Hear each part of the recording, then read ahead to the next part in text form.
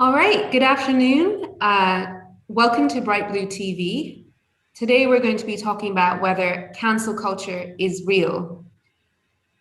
A series of controversies have caused much outrage over cancel culture.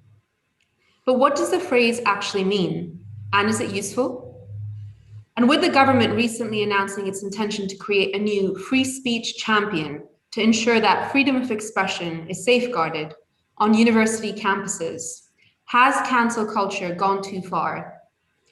So this lunchtime, I'm delighted to be joined by Baroness Fox of Buckley, the founder and director of the Academy of Ideas, Femi Oluwole, political activist and commentator, and Professor Rob Ford, Professor of Political Science at the University of Manchester. My name is Nikita Malik. I'm the Deputy Director of Bright Blue, and please do submit your questions to us on Slido, the details of which should be available at the bottom of this YouTube video. So I'll start with a very general question to our three participants here. We're very delighted to have on board. What's the evidence, do you think, for cancel culture on university campuses? Is this a big problem? Perhaps. Should I go first, seeing as I'm the one please do, yeah. University campus? I think the evidence for it is not as strong as some of the proponents of the term like to claim it is. I mean, I should start by saying that in terms of, I mean, if I'm going to define cancel culture, I would say it means something like organized efforts to remove people from a job or prevent them from speaking on the basis of perceived offense or harm from what they say. And if I was to sort of ask myself the question, does that happen in society? So is it an element of our culture? I would say yes. And I think that it is certainly a byproduct of the rise of social media that we are seeing probably more frequent and high profile campaigns of that kind. However, if I'm looking at my own sector of society, do we see those kinds of campaigns? Again, yes, occasionally, though much more so on the side of student unions than on the side of academia itself. Although it's not that it doesn't ever happen amongst academics, it's just that it's quite rare. But one thing that does concern me is that some of the people in this debate who are claiming a kind of crisis in the universities are making use of data sources which, when you look at them closely, don't really bear out that definition of cancel culture at all. So you get things getting classified as bannings or cancellings, which is in fact just some students protested an event which then went ahead. That to me is not cancellation. That is free speech working as it should do. The speakers get to express their views. Those who are opposed to the speaker's views get to make their views known via a protest. The university stands up for the speakers and the event goes ahead. And an awful lot of the things that are being included in the category of cancellation, when you look at them closely, actually look rather more like that. So, Baroness Fox, would you agree that the evidence is somewhat pointing towards cancel culture in universities, but it doesn't really stack up since these events tend to go ahead anyway? Well, first of all, I don't think it's helpful myself to try and do a qualitative evidence way of approaching this. I tend to agree with Rob, that whenever anyone does that, I'm not convinced by a lot of the data either. I kind of end up thinking, well, would I count that? I'm not quite sure. I think what's changed, though, which is why I think there might be, crisis is a bit overblown, but why I think there's a problem, why I wrote a book on it, in fact, is because I think philosophically things have shifted completely. And so we have a broader definition of what speech is considered harmful. The principle of J.S. Mill's harm has been expanded into psychological harm. And we've had the emergence of safe space policies, which I agree have arisen more from student unions actually than they have from university authorities. Although I think university authorities have been rather reluctant to take those on, to argue against them or to argue the case for why having open debate and discussion would be appropriate. you'd expect more leadership from them. In other words, in some instances, the university authorities themselves have led things, but it's not the predominant. It's not the predominant point. I do think cancel culture as a phrase is, like all of these expressions, has limitations. But I think what it was trying to suggest was that the traditional way of just saying no platforming wasn't quite adequate, and there's been a slight shift, which is to try and discredit people and delegitimize them, sometimes calling for them to be lose their jobs, but actually their reputational cancellation will mean that they won't be invited. So it's not necessarily that you won't that you'll have an event that you're speaking at cancelled, although that happens, but that also certain people become beyond the pale, and that's broadened out who they might be, because we might have originally seen that in a fairly narrow way, where it came from no platforming associated with open racist, unapologetic racist, which is where it kind of started in the sort of 70s, to now, and I think this is significant, the whole issue around gender critical feminism has really distorted things in a direction that people who one might not have expected to see on a do not invite list has now broadened out to include all sorts of people who were only recently considered progressive, but they are effectively cancelled from the rota of people you'd invite because their views are deemed beyond the pale. So that's a kind of broader way that I understand it. So Femi, thank you for joining us. I think we were just beginning, and we were talking about this issue, of course, about cancel culture. Do you think that cancel culture is a big issue at universities? And is there credible evidence for this? That's kind of what we've been dissecting at the very start. So I personally don't think it's as big an issue as many would like to portray. I'd back up what Rob Ford said on that particular issue. When I look at the government's recent paper about its future proposals in terms of supposed free speech champions, the evidence that they cite is largely around events being cancelled at the last minute, or it's to do with the fact that some people felt uncomfortable expressing certain views in a university environment. Now, as for events being cancelled last minute, that's an issue of essentially financing rather than whether or not the person should or should not come. The complaint wasn't that the person wasn't invited in general, it's that they were disinvited. And that's simply a matter of getting your ducks in a row before you invite somebody. As for the issue of feeling uncomfortable expressing views, it shouldn't be a problem that some people feel that if they express a view, then they're going to get criticism for it, because that just means that there are opposing views which tend to be quite loud. And if you're talking about a university environment, given that you have, I mean, the report cited specifically Brexit. People felt uncomfortable. They said 4 out of 10 Leave voters felt uncomfortable expressing that view in university settings. And I think given the overwhelming anti-Brexit sentiment among academics, that's not surprising. So I think you should separate the line between what is repression of free speech and what is some views will face more criticism because the academics tend to feel negatively towards those.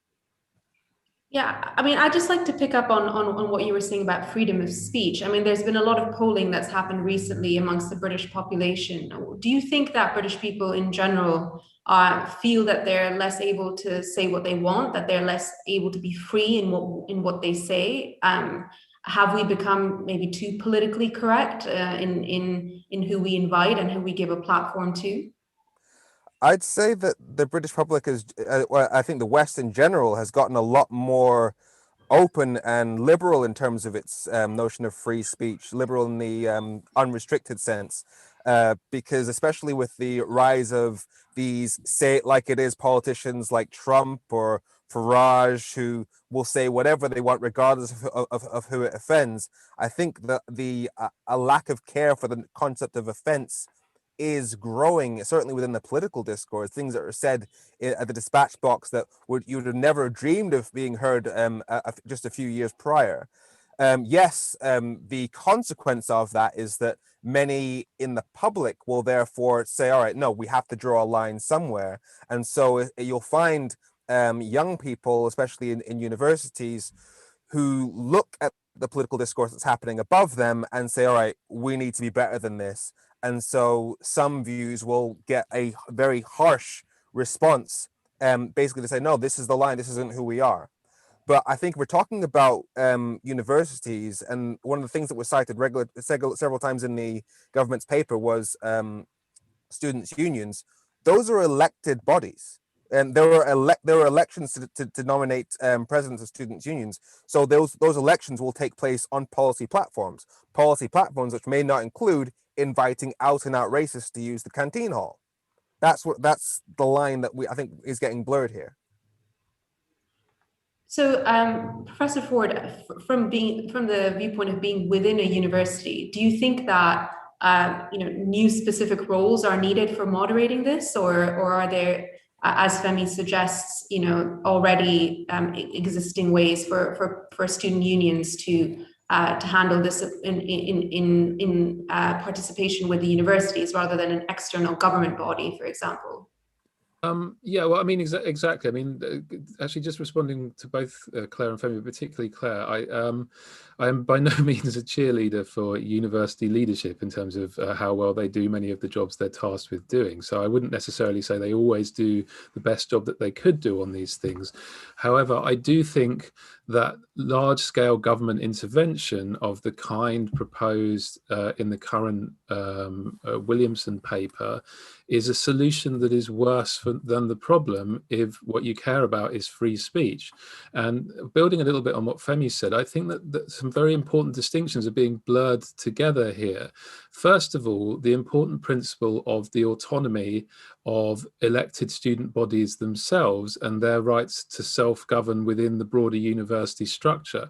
It's really important you don't drive a coach and horses through that, because that is an important set of democratic principles right there. And also there is a tendency to blur together the original principle of academic freedoms, which is precisely about freedoms from government interference, because historically the number one threat to academic independence and the ability to make one's case without fear or favor is always the government and the state. And this broader concept of positive freedom in terms of the sense of all views being able to get the same hearing on a level playing field. And I do think in broader public life, in broader public opinion, there has always been a section of the public that is quite intolerant of different views. That actually applies across the political spectrum. It applies across the social spectrum. It's probably shrunk, as Femi said, but it exists. It exists on campuses. It very much exists on social media, as anyone who's on there knows. But we mustn't therefore propose a problem that actually empowers the institution that historically has always been the greatest threat to institutional freedom of speech, academic freedom of speech, namely the government, with a set of very vaguely defined powers because of a confusion of these very different understandings of what is meant by freedom of speech, academic freedom, self-governance of students, and so on.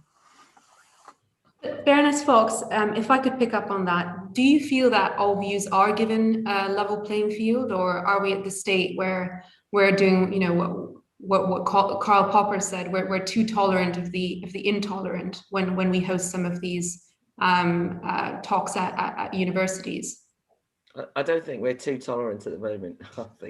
I think that's become the excuse. We can't allow the intolerant to have a platform, and then who gets to define who the intolerant are? Listen, we do need to untangle. I think Rob's really right here. We do need to untangle what it is we're sorting out. So to put my cards on the table, I absolutely can't decide what I think about the government's free speech champion. I keep changing my mind. So my instincts are entirely with Rob on this. I do not generally believe in having government intervention at this level. I think it's a very dangerous threat to the autonomy of universities. However, I have a lot of friends who work in academia who would have agreed with me in the past to say, look, it's gone so far, we really need this. It's a sign of leadership. It's only restating what the rules are. but I can't tell you how often I've changed my mind on it. So I'm not very good for a discussion if you're going to expect me to, because I just can't decide. I'm less convinced about the autonomy of student union point, although I understand the principal point, just because I've watched the, the emasculation of student unions so much over the years, in terms of them being a very small body and dictating to a much larger body. But Femi's right, there's elections, and you therefore maybe want to solve that by getting more people to vote in them. But their safe space policies, I don't think are broadly as people would understand them. I mean, this thing about, I think Femi was a bit disingenuous, people are only cancelled at the last minute because of finance and they haven't got their ducks in a row. I mean, my goodness, I'm not claiming this in terms of myself being cancelled. God knows I'm on every platform going, so don't get me wrong. But what happens is you get invited to speak. I've had this happen quite a lot of times, but I'm not moaning about myself not getting a platform before anyone misinterprets. And it's been organized like about 6 months in advance, and then about 10 days in advance, when it's all organized, I get a message from the organizer saying the student union have now come in and said that this event, because you're speaking at it, upsets our safe space policy, and I've got to go through a procedure that's going to take 2 months. Do you know what I mean? And so we've got to cancel it because we don't know what to do. And they get into this kind of, and that's happened lots of times to me. So it's not, I've never complained. It's not like I'd say I was cancelled, but there's a procedural threat to just spontaneity of student societies. And they're supposed to have autonomy within the student union as well, by the way. And yet these kind of procedures end up stopping them. So if you're the wrong kind of student society that offend the student union's safe policy as they decided, then you get stopped. And that was never what student unions were meant to do, because you could have the Christian union and the LGBT group sitting within the same student union, and everyone was meant to have equal rights, if you see what I mean. That's kind of idea. Just on the issues though, right? So this is how it works. Femi mentioned Brexit, and I think that this is a genuine matter of concern to me.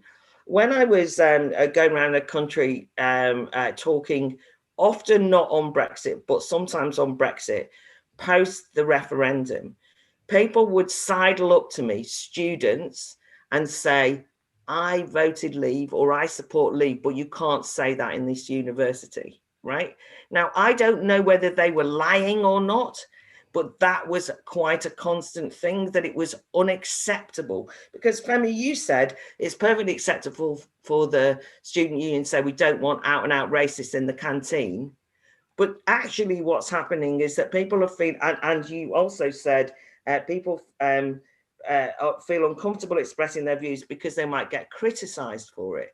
But I think people feel uncomfortable because they feel they'll be demonized for it. And that's different. And that's why I use the gender critical feminism point, because it's one thing saying, I'm going to argue this, and of course I'll accept the consequences. That's free speech, God, I believe that.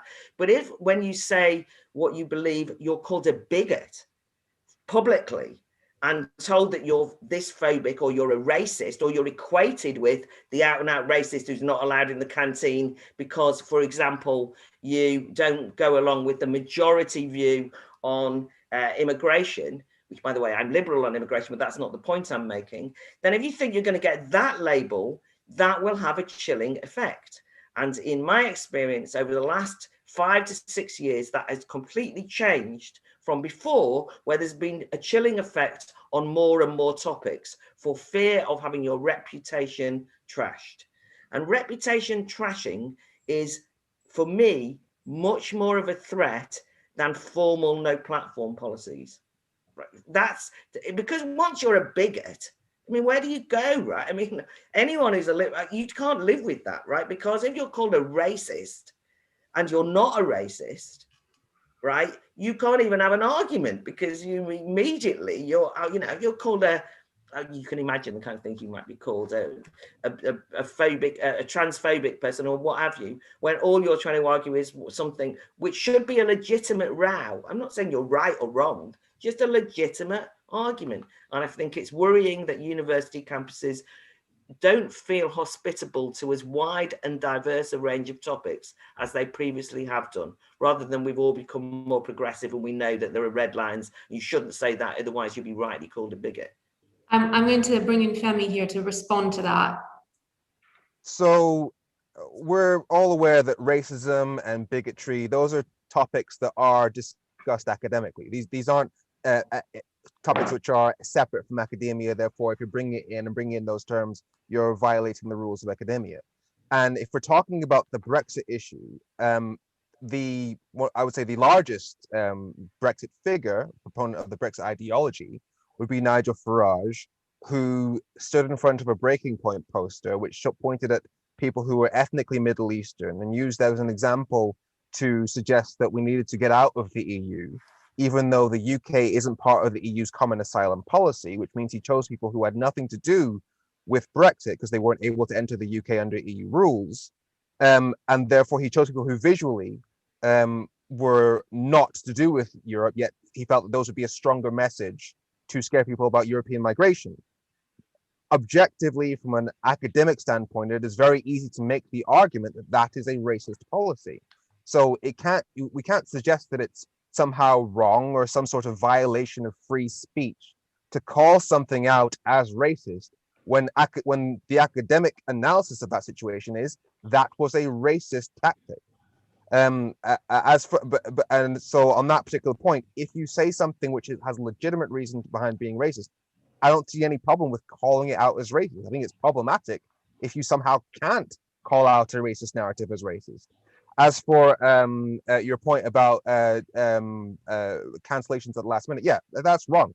I use the term ducks in the row because, I mean, that simply shouldn't happen. There should be procedures in place, which simply means that if we get so far in a process that people have to have expressed their disapproval for a coming speaker long before plans are made. So if you're being cancelled last minute, that's just wrong. Yeah. Rob, did you want to come in there?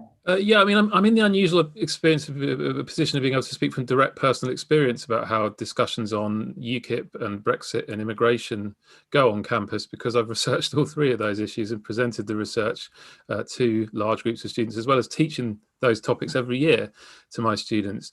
And I have to say, I do think both Claire and Femi actually do have relevant points on this. And I think the problem is that there is a kind of blurred area on these issues where there is a desire amongst students to be polite, but there's also a desire amongst students to be strident in expressing views that they're very passionate about. And I've seen this time and again. In general, the vast majority of students are wholly respectful of a broad spectrum of views on these issues, but you will get students on both sides of the issue, although I granted more often on the sort of more liberal sides of the issue, who have expressed their views in strident terms. But if challenged by somebody on the other side of the issue who says, well, I think that you're mischaracterizing me as intolerant in a way that I think is a bit unfair, and if that challenge is then made with reasons, that is accepted. I've seen that kind of discussion play out. I think actually where the problem comes, and it does bear on Claire's reputational point, is when the same kind of discussion, which does have a goal of being respectful of the other person's perspective, takes place in the more public forum of social media, because then everyone isn't just looking at each other, they're looking at the audience out there of their followers and their followers' followers and so on. And then people tend to get very much more polarized, very much more entrenched, very much less willing to give the other side the benefit of the doubt. So I think it is important to bear in mind that on campus in person and on campus online, and our students are like online all the time now, they are slightly different in this regard. And to the extent that there's a change of the kind that Claire worries about, my suspicion is it's more online than offline that this change really plays out. Claire, did you want to respond to that? Yeah, I did, because I think that the online world has changed things, but I do think it exists offline, or the consequences of this. You see, I'm not suggesting that, for example, if Nigel Farage was invited to a university to speak, that he shouldn't be held to account for standing in front of that breaking point poster. And I'm not even objecting if somebody says that's racist. Then he argues back, then there's a thing, right, goes on. But what happened was, I talked about Brexit voters, Brexit supporters at university. Femi jumped to Farage and breaking point, and the next minute is a racist narrative. And what I'm suggesting is that people, therefore, who will leave voters at university or leave supporters, become Farage supporters of the Brexit, of the breaking point poster, and therefore racist. And we've seen this quite a lot in the Brexit discussion. So and the point then is it's not discussed, because the way that it plays out in terms of this free speech issue is they say you can't invite that person to speak because they're a racist. So you're not having a conversation on campus. And, you can't invite that person to speak because they're transphobic. So you're not having the discussion. Because, Rob, you're right. You see, why I'm a supporter of free speech is that when you're in the room with people and they call you out and say you're this, that, the other, I'm not objecting to that, right? Then it's up to me, isn't it? It's up to me and the audience. If I win or lose, what do I say? How do I hold my... I believe that you should have the consequences of your speech held to account every time you speak, because that's what it's about. And I would want a thriving, lively academia where that happens. And I'm not calling for, and there's people whose views I find despicable. At the moment, there's somebody, an academic called David Miller, who absolutely loathes me and has tried to get me cancelled. God knows so often, it's boring. And they're trying to cancel him, and I defend him. I don't think he should be sacked because he's got objectionable views. If he's a rubbish academic, different point, but not for that. In other words, I trust people in the course of debate to hear these arguments and work it out, and even to be a bit rude sometimes, right?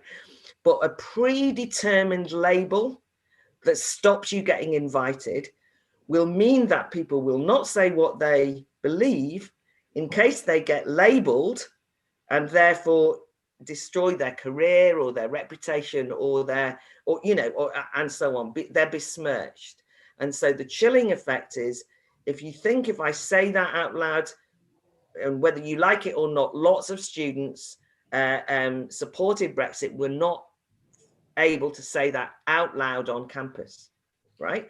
That does not mean that they would have been strung up if they had, but an atmosphere of intolerance has been created around certain topics. And I go back to gender critical feminists because that's the one that's in the eye. And I think it's been horrible what's happened.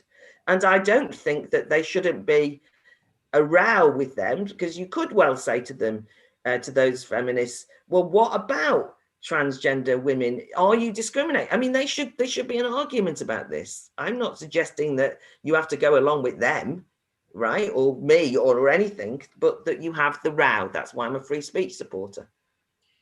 So just as we're coming towards the end, and we've had a few questions on Slido, maybe we could go around and just briefly, given that in the beginning of the discussion we kind of agreed on the point that the government's idea on a free speech champion might be a bit misguided. Looking at the future, instead of the role of the state, what we think would be, what you would think would be the best way to protect freedom of speech on campus. That's a question from Slido. So if you could briefly comment on that before we get to the end, that would be great. I think it's Femi's turn to speak next, so I'll let him go first. Well, in terms of protecting free speech on campus, I'd say I would address Claire's point. I would say that there needs to be strict rules in terms of if an invitee has already been invited, then there should be a certain period after which it should go ahead, and we shouldn't have last minute cancellations. I think that's just objectively wrong. So I mean that's one thing that I do think needs to change. Other than that, everything I saw in the government's white paper just chilled me to the bone. They were talking about mandating that all students' unions formally opposed boycotts. I mean, you're just basically saying that the civil rights movement should never have happened, because that was a critical instrument in it. You're basically suppressing the ability to criticize views that are deemed to be objectionable. That is a suppression of free speech. To tack on to Claire's point regarding the assumption, the automatic labeling of Brexit voters as being aligned with a certain point of view, for example, racism, I would say that the biggest thing that I've learned since 2016 was to not automatically tie anybody who supports Brexit to Nigel Farage. because many of them have utterly different. I spent those 2 years basically speaking to people who had nothing to do with him ideologically. And that in and of itself is an academic debate. So if you have people that automatically make that link, that is a debate that should be had in lecture halls, and that's nothing for the government to get involved in. I would, however, say that the problem is that many people, for example, if you were part of a party led by Nigel Farage, it's difficult to dissociate that kind of ideology from the person who's come to speak. If you are part of an organization that is led by a man like that, it is understandable that students might feel that you might share some of his ideology, and may not feel that that sort of ideology represents the student body, and therefore might feel that it's deserves criticism or deserves a certain label. That's what I'd say. If I could come in now, I'm going to focus specifically on the issue of what universities could do on behalf of academics and in terms of the broader academic community, so students too. And speaking directly to Claire's point, she's raised gender critical feminists a few times, and I just wanted to make clear that I do agree with her points that there has been good deal of evidence of some pretty unconscionable behaviour towards some of these individuals. It's very unclear how much of it is actually coming from other academics as opposed to anonymous social media accounts and so on. But clearly some of it is. I'm not denying that either. And that is problematic. And I think it would be wrong to duck that issue. There are other issues too where this can happen. We've talked a little bit about immigration and race and so on. In terms of what universities could do, it is difficult because a lot of this, A, is cultural, and B, is taking place in forums that are outside of universities' control, like social media. But I do think, for example, speaking to the reputational point, university leaderships could be more proactive in getting out in front of campaigns like this and proactively defending academics of theirs who are being targeted in this way. They will often do this in the last instance, but they often don't do it in the first instance. They'll reverse an event where there's pressure to cancel it. They'll reverse the cancellation decision, or at the end they'll say we support free speech after it's been rumbling for weeks. They could do more in that regard. They could be more nimble. They could be more active. But in terms of broader rules, it's trickier to see exactly how one addresses this, because, as I say, I don't think the spaces in which a lot of the more problematic activity are happening are spaces that universities actually have any power to regulate. But they certainly could do more to defend the reputations of those whose reputations are being put under attack. And often they're too passive on that front. Not untypical for university management, unfortunately. And finally, Claire? So first of all, the government could take a good long look at prevent and get rid of it, because it's an anti-free speech policy which they promote, and they're about to bring in a online harms legislation, which is a really serious threat to free speech. So, one of the reasons why, or lots of aspects of it, not all of it, but one can be rather cynical about free speech champions being promoted by a government that, to my mind, is entirely inconsistent on free speech and doesn't offer it to everyone. So, that's why I've got these reservations. But as I say, I also, I really did agree with Femi on the point he made about opposing boycotts. I mean, I completely disagree, particularly with the boycotts aimed at Israel. Because that's the ones that have become well-known and notorious. But my God, I don't want them banned. I want to win the argument against the boycotts. That's the point, right? Not to ban them. So, that's why I'm nervous. I want the government to give a lead, though, but I just don't know that this is quite the right way. But what can be done? Well, Rob, God, you're so right. I mean, just stand up for your own lecturers. And don't go along with it, kind of like hoping that, because you get the feeling that often it's management. And I've done quite a lot of seminars with staff, like when they've been having, I'm the kind of awkward squad person they bring in when they're having a meeting of, their HR or admin, to go against the kind of diversity. But they're all so terrorized about diversity policies and offending people, the staff, that they're overzealous sometimes. And they're frightened then of defending reputations of people whose views they wouldn't agree with, but who are their own academics, right? Because they don't want anyone to think that defending them means they agree with their views. Well, that was never the deal. I mean, you don't employ somebody because you like their politics. You employ them because they're a good academic. But so I just think they're just hopeless. They're just not given the leadership that is required. But I do think that there needs to be a broader discussion about what I started with, which is psychological harm. I think it's just become so broad now that anyone can argue that a speaker is harmful. That we're reliding speech and violence in a way that I think needs better discussion. Incitement to violence, if you see what I mean, and what then people say, well, they're a harmful, dangerous speaker. And of course, I have to say something to Femi about the Farage point.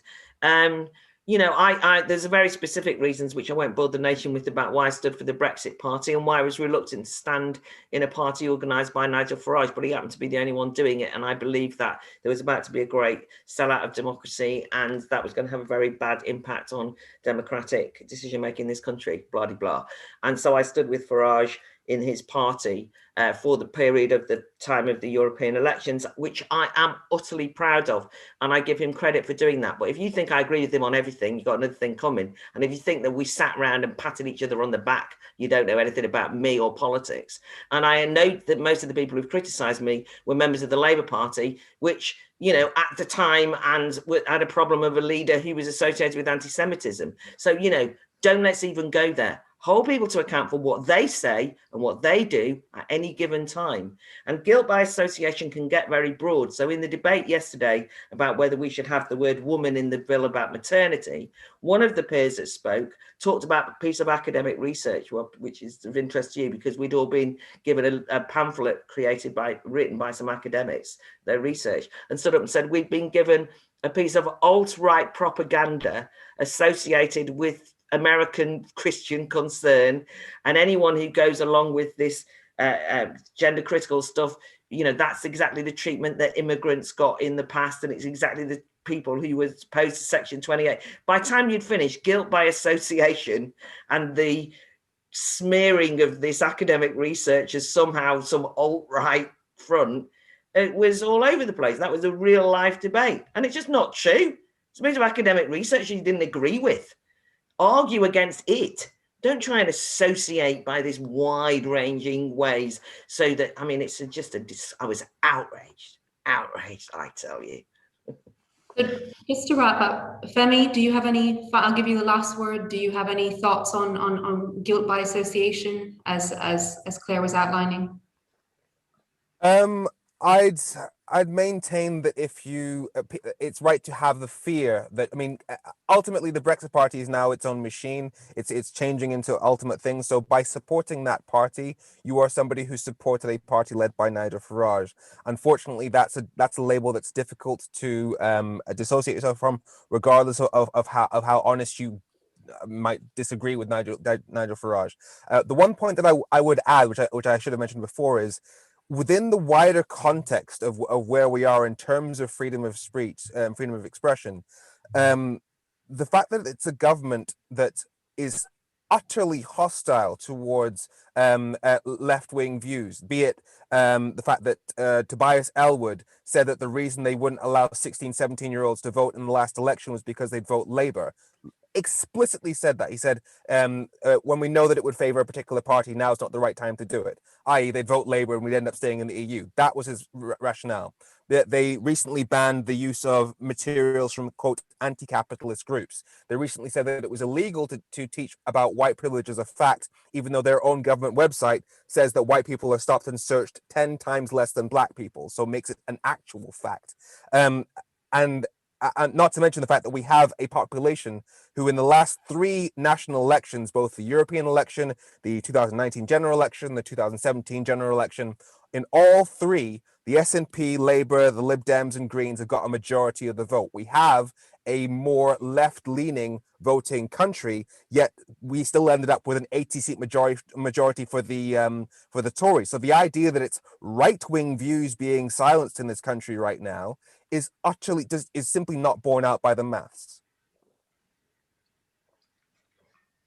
Right, I think we could speak about this all afternoon, but I think we're already over time, and we're so grateful from Bright Blue to have all three of you here to debate us today, and please do follow us on Twitter on Bright Blue and continue the debate as part of the online discourse. If you have any thoughts, all of our speakers are included in our tags. So so really looking forward to seeing what you think.